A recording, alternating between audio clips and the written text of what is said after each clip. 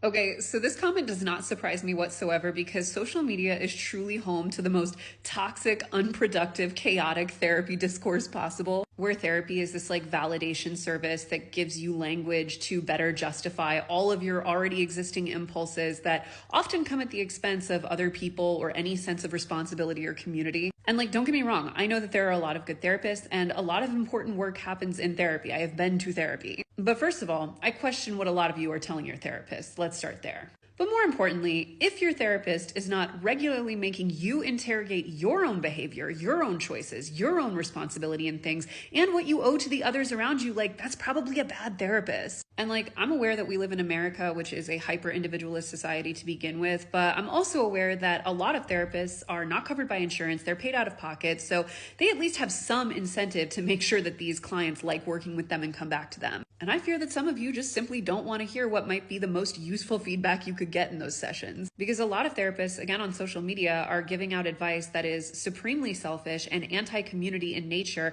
under the guise of self-care, again, in a very American definition of self-care. And the ones who don't, the ones who actually call out that behavior, get screamed at. Anyway, I don't really have a cohesive take here except to say that like therapy is not in and of itself necessarily a good or productive thing. And a lot of the therapy speak that we see happening on social media, again, just exist to justify people's bad behavior.